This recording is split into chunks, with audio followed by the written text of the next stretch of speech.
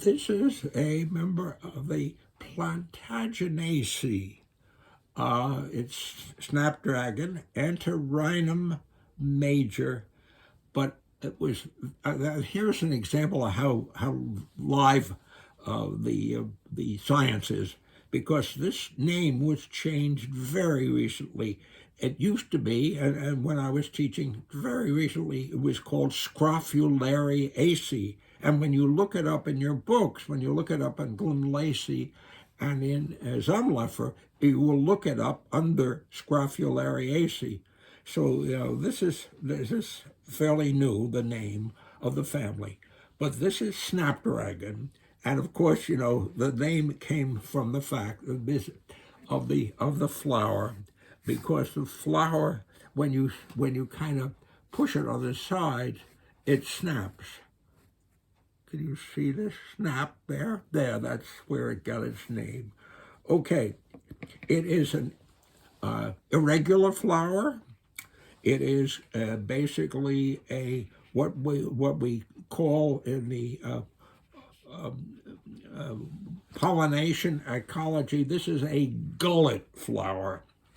It is two-lipped, bilabiate, and it has it requires a fairly strong insect to get in there, because this is where all the stuff is. And of course, with a gullet flower, the reproductive parts are above, or the way opposite from the way they were in the flag, which had them all in that lower petal in the keel in Fabaceae. Okay, I don't know whether you can see this, but this is a raceme, and you can see the new buds are up here, right here. This is a case of here you got ontogeny right here, because you have the new buds, tight buds here. They begin slowly open up.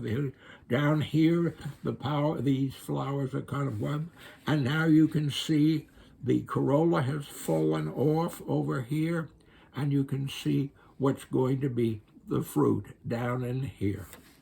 So this is a raceme.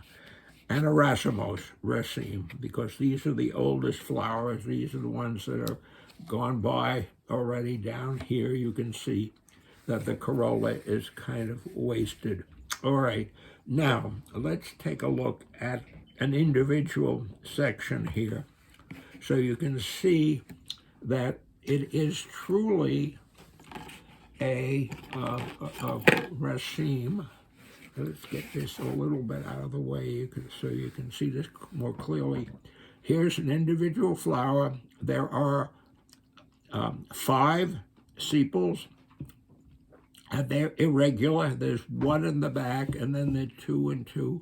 And then down here, this is a bract, because can you see the pedicel right down in here? So each flower, or each floret in this inflorescence, has its own pedicel, which is subtended by a bract.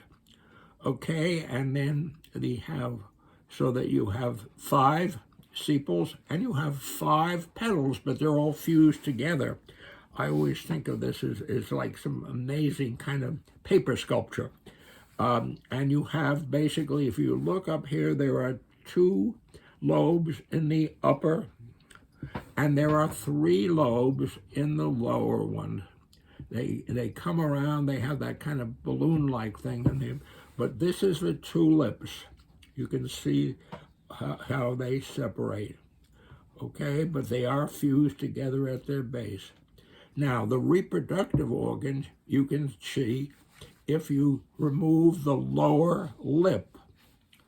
I'm going to try to do that for you, and you don't need any equipment for that. You can just pull it down out of the way. I've got some of the upper lip. No, I didn't. Okay, so sitting in the upper lip, can you see that plainly? There are basically 4 stamens and the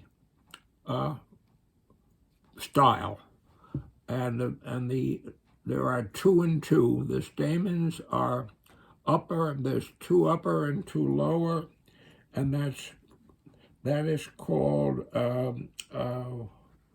didymus.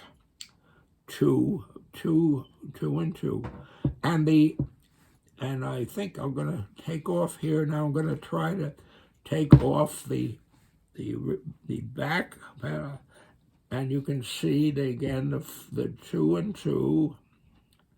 Yeah, there, and in this case the filaments are attached to the corolla tube. I got one. Oh no, yeah. Can you see that? That's called adnate, where one series is attached to the other. So in this case, the stamens are attached to the corolla, and that's known as adnate. Okay. So let's see. Can you? Okay, we're seeing those, and we'll get rid of the stamens. There, and you can see how they're attached at the base. And here we have now the style and a little capitate stigma, and the way this is a 2-carpellate pistil. It's a 2-carpellate ovary. So it's sitting now in the calyx. Can you see? If I can pull back some of these sepals. Come on. No, I'm not doing a good job. Maybe this guy will do it. I want you to see, because when you do a cross-section of this guy, the 2 carpels are front to back. Oh, there. That's pretty good. Can you see that? The ovary, here's the style attached to the ovary, and the ovary is sitting on a nectary. And if you wanted to do a cross-section of this, I'll do it, but I don't think it's going to matter. You can see much, but it's this way, diagonally this way, because they're front to back. I didn't get a good job. I didn't do it, but it's that would be, so that you would see. I didn't even get the thing. Let's see if I can get it. Well, there we go.